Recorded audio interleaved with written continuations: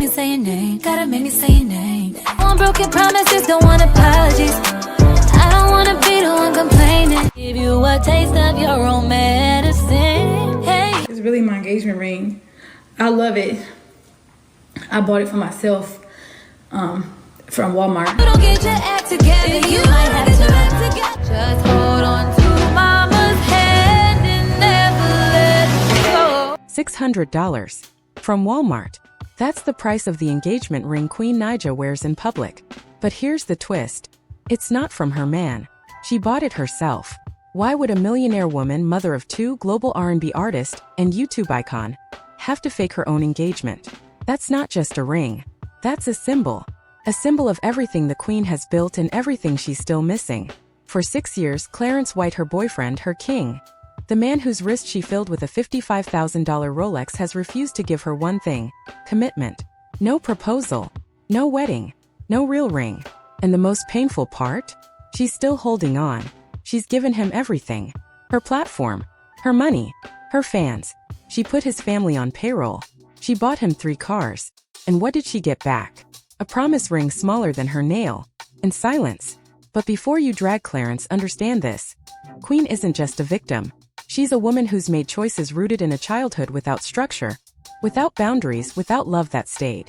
Because when you grow up with no bedtime, no rules, and no one to protect you, you end up protecting everyone else, even if it destroys you. So how did a church girl from Michigan end up crying in her car, buying her own ring, and questioning if her entire career is a betrayal of God? This story isn't just about love. It's about fame, faith, betrayal, and the cost of building an empire when your foundation is broken.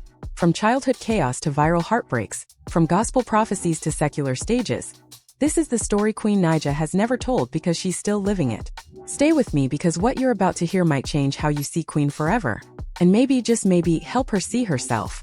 Because behind every viral hit, every perfectly posed Instagram photo, every red carpet moment, there's a woman unraveling in silence. A woman who laughs on camera and cries when no one's watching. A woman who built a mansion out of pain and called it home. And the scariest part? She's aware. Queen knows something's wrong. She's talked about the mom guilt, the spiritual conflict, the therapy session she has alone in her car. She's not just running from commitment. She's running from her calling. And the voice that once brought prophets to their feet in church still echoes, not just in sold-out venues or streaming platforms, but in her soul every single time she chooses a man over herself, a track over truth, a ring over reality. So what's really going on with Queen Naija? Why won't Clarence marry her? And how did this little girl from a broken home become a woman buying her own fairy tale? Let's talk about it. Queen Naija was born into a world without limits. October 17, 1995, in Ypsilanti, Michigan, a place where boundaries were blurry and discipline was optional. Her mother, Reva, was doing her best to raise a daughter while healing from her own childhood scars. So she swung the pendulum hard in the other direction. No rules, no bedtime, no structure. Queen described it herself as a free-spirited house. But what sounds like freedom at first? It's chaos when you look closer. There were no routines, just vibes. No curfews, just consequences. She remembers banging pots and pans in the kitchen at night because it was fun. But that fun came with a price. Decades later, she's still chasing buses, missing flights, leaving purses on planes. That lack of discipline didn't just make her late, it shaped her relationships, her parenting, her career. And the damage wasn't always obvious. You can't measure broken boundaries with a stopwatch. But when Queen sat down with Crystal Renee on the Keep It Positive Sweetie podcast, you could hear it in her voice. The regret of a woman who never learned to protect herself because no one ever taught her how. Then there was the church. Her mother raised her Pentecostal old-school services where people spoke in tongues, shouted praises, and cried out during altar calls. At just 3 years old, Queen was singing "No Weapon" so powerfully that prophets would stop the service to speak over her. Not just encouragement, warnings. Words about her calling. Words she's been dodging ever since. Because when a prophet tells you your voice belongs to God, every R&B lyric you sing after that feels like rebellion. And Queen knows it. She said so. But how do you obey a calling that feels like a prison? How do you turn your back on fame, on fans, on a platform you bled to build? These early years shaped her deepest fear. That she's too far gone to return. That the girl who sang in church doesn't belong in the world she lives in now. And when you carry that kind of guilt, you'll do anything to feel worthy, even if it means losing yourself in love, likes, and lyrics that were never meant for you. And the irony? The voice that was supposed to save souls has made her millions, but it's also made her miserable. Because deep down, Queen isn't just questioning her choices. She's questioning if she ever had a choice at all. Was this her dream, or just her escape route? And if the applause ever fades, what's left of her identity when she's not on a stage? She grew up without structure. Now she lives without peace. Before the Grammys, the viral hits, and the heartbreak headlines, Queen Naija was just a teenage girl trying to survive and find her voice. In 2013, she married Chris Sales. 2 kids still in their teens, thinking YouTube pranks could build a forever.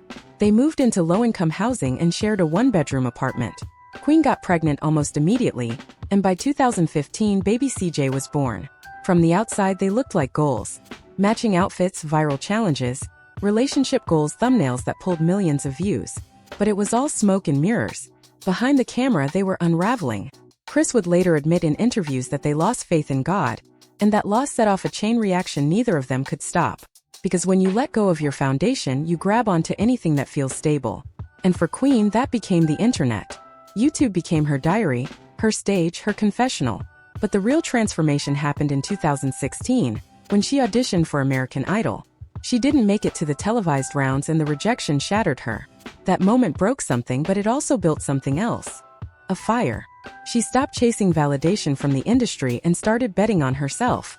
She went back to YouTube, and that decision led her straight to Clarence White. August 2017. Hurricane Harvey strikes Houston, where she and Chris lived. They flee to Atlanta, and what does Chris do? Leaves her, packs up and drives back to Houston, then heads to Los Angeles without her. He abandons his wife and child, and Queen doesn't even flinch. Why? Because she was already planning her exit. 1 month before, she'd found Clarence White, a model living in his mom's basement in New York. No job, no money, just dreams. She slid into his DMs.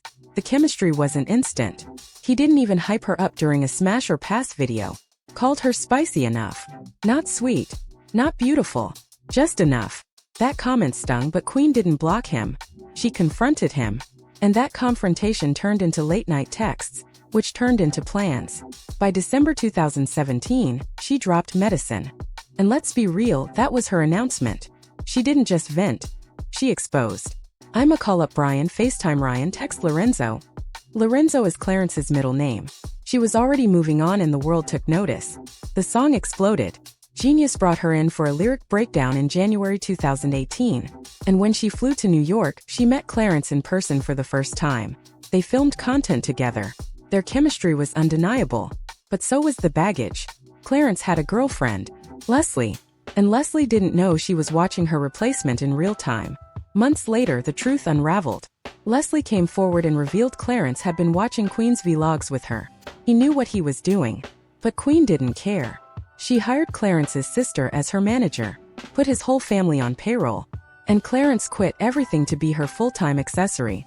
In March 2018, Queen signed with Capitol Records, a major label deal. Life-changing. And Clarence was right there beside her at every meeting like he earned it. But he didn't earn anything. She handed it to him. Just like she handed him the cars, the clout, and the credibility he never built on his own. She went from YouTube prankster to R&B sensation in less than a year. All because she turned her pain into a hit. But that pain didn't just live in the lyrics, it lived in her life.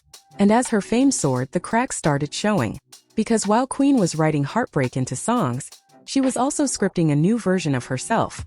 One built on talent but also trauma. By the time Queen Naija and Clarence White officially became a couple, the internet had already crowned them royalty. #Clarence and Queen trended. Fans shipped them harder than real-life love. But what looked like destiny was actually a slow, calculated shift from partnership to dependency. And the deeper you look, the clearer it becomes. This wasn't just love. It was a transaction. Let's talk numbers. 3 cars. One $55,000 Rolex. Countless gifts. A whole family on payroll. And still no ring. 6 years in, 2 children later. And Queen is out here buying her own promise ring from Walmart. And yet, Clarence is iced out, designed down, and comfortably employed as her man. The power imbalance is staggering. Clarence went from modeling hoodies in his mom's basement to living in a luxury home Queen paid for. And while she gave him a lifestyle, he gave her breadcrumbs. The $600 Tiffany ring he gave her for her 23rd birthday? Fans dragged it online. Said it looked like a toe ring. It wasn't the size, it was the message. He was playing house with a woman who gave him everything and asked for nothing but loyalty in return. And he couldn't even give her that, because the cheating rumors never stopped. In May 2023, Chris Sales, her ex, implied Clarence wasn't faithful. And by January 2025, on their son Legend's 6th birthday, alleged DMs surfaced from Clarence to another woman. Not only was he allegedly sneaking around, he supposedly sent her nearly $6,000. The same man who gave Queen a $600 ring had $6,000 for a side chick? And Clarence denied everything. Of course he did. But the pattern? It's hard to ignore. Especially when you go back to 2020 when a mysterious book called Queen of Lies dropped. It exposed everything, claiming Clarence was an escort before Queen, that he cheated with Leslie, that the entire relationship was business, not romance. Leslie denied writing it. But someone with receipts was talking. The red flags were never hidden. Clarence's own reaction to Queen in that smash or pass video was flat at best. His interactions with her mom Reva were even worse. When Queen gave birth to Legend in January 2019, Reva came to the hospital to meet her grandson. Clarence didn't let her in. A grandmother blocked from the delivery room. That was the moment their relationship broke, and it never healed. And what do controlling partners often do? Isolate. That's exactly what viewers started noticing. Queen wasn't just busy, she was disconnected. From family, from friends, from herself. Fans called it out. Clarence was using isolation to tighten control. And Queen? She stayed quiet. Because when you grow up with no boundaries, you don't know how to enforce them later. Even when it hurts. And it did hurt.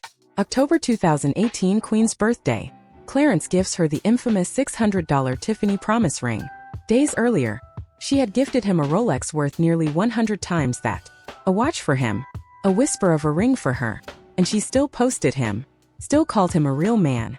Because sometimes when you're starving for affection, crumbs feel like meals. And then came the surgery. In March 2019, Queen got a BBL. Fans were quick to notice she looked different. And not just physically. Theories flew. People said she did it for Clarence, that he didn't hype her looks enough, didn't make her feel beautiful. Years later, Queen would admit she regrets it. She changed her body for a man who wouldn't even change his attitude. This isn't just about gifts or gossip. It's about patterns. Emotional withholding. Public disrespect. Financial imbalance. Queen made Clarence a star. And instead of gratitude, she got ghosted emotionally until it was time to make content. And even then, his energy was lukewarm. Never the fan, never the cheerleader. Just there. Yet Queen stayed. Maybe because she saw potential. Maybe because she was scared to start over. Maybe because she wanted to prove her critics wrong. But love isn't love when it drains you. When it makes you question your worth. When it forces you to buy your own engagement ring to protect your dignity. And let's not forget the worst part. She's still waiting. 6 years. 2 kids. 3 cars. A Rolex. Her entire platform. All poured into a man who still won't marry her. And when their 6-year anniversary rolled around in August 2024, Clarence got her flowers. A new car. But no ring. The smile in the video didn't reach her eyes. That's the thing about transactions. You pay and you hope it's worth it. But Queen, she's been paying in love, labor, and loyalty. And all she's gotten back is a man who won't even give her a future. Success is loud. But guilt? Guilt whispers. And Queen Naija hears it every time she's alone. Every time she gets off stage. Every time she closes the studio door. Her success is undeniable. Millions in the bank. Touring with Mary J. Blige. Streaming numbers that prove the world wants her voice. But the problem is, she knows that voice was never hers. She said it herself on multiple platforms. That the same voice winning awards was the one prophets once warned her about. As a child, Queen was told her gift belonged to God. That her voice had the power to heal, to uplift, to break chains. But instead of gospel, she chose R&B. Instead of the altar, she chose the stage. And no matter how many times she wins, the question haunts her. Is she winning for the world? Or losing with God?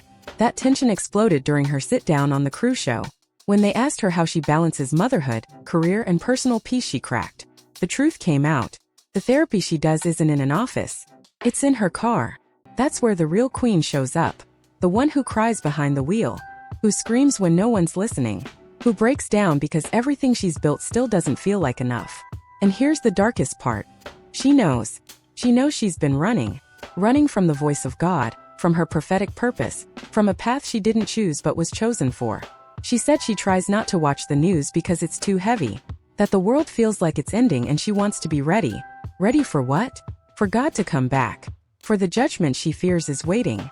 This isn't a performative religion. It's conviction. Real gut-wrenching conviction. The kind that makes you question every song, every decision, every lyric you record. The kind that doesn't let you sleep at night. Queen isn't just battling industry pressure or internet trolls. She's in a spiritual war. Between what she built and what she was born to do. And every day she delays answering that calling, the guilt grows louder. Even if the world can't hear it, she can. Because success can pay your bills, but it can't silence your soul. And every tour stop, every red carpet, every award nomination reminds Queen that she's standing on a stage built on borrowed time. She's trying to hold it all together with her kids, her music, her image, but there's a storm inside her that no glam team can cover. She said she wants to do a gospel album one day. When I'm ready, she says. But that word, when, is doing a lot of heavy lifting. Because it's not about timing. It's about surrender. And surrender means sacrifice. It means possibly losing everything she's built trying to protect the one thing she can't replace. Her soul. What's the point of $3 million if you're crying in your car? What's the point of viral hits if your voice feels like a betrayal? What's the point of love if you have to buy your own engagement ring? Queen Naija has spent the last decade turning pain into power. But somewhere along the way, the power turned into pressure. And now she's stuck in a life she built for survival, not peace. Every award, every dollar, every milestone, none of it erases the truth. She's still waiting for a ring, still waiting for clarity, still waiting for peace. August 2024, their 6-year anniversary. Clarence gave her a new car and flowers. She smiled on camera, but the sadness in her eyes told the real story. 1 month later, she posted a ring from Walmart. Said she bought it for herself. Wears it so people will think she's engaged. But she's not. And deep down she knows that. She knows the difference between illusion and reality. Between content and commitment. Between a man who shows up and a man who cashes out. And still she stays. Because when you've poured everything into someone, it's hard to admit they're not pouring back. But here's the truth. Queen doesn't need Clarence's ring to be whole. She doesn't need the industry's approval to feel chosen. The same girl who sang No Weapon at age 3 is still there. Still anointed. Still powerful. Still called. And one day, maybe not today, maybe not tomorrow, but one day she'll stop running. She'll stop settling. She'll stop giving herself what Clarence won't. Because a fake ring won't hold you at night. A fake ring won't heal your spirit. A fake ring won't walk you into your purpose. And when that day comes, when Queen finally surrenders her pain, her platform, her plans back to the one who gave her the gift in the first place, that's when she'll truly shine. Not just as a singer, not just as a mother, but as the woman she was always meant to be. If you're rooting for her like I am, hit that like button, drop a comment, and don't forget to subscribe. Until then, she'll keep singing. She'll keep creating. She'll keep building. But we'll be watching not just for the hits but for the healing. Because Queen Naija's story isn't over. It's just stuck on a page she hasn't had the courage to turn. And when she finally does, we'll be here. Cheering not just for the artist but for the woman finally choosing herself.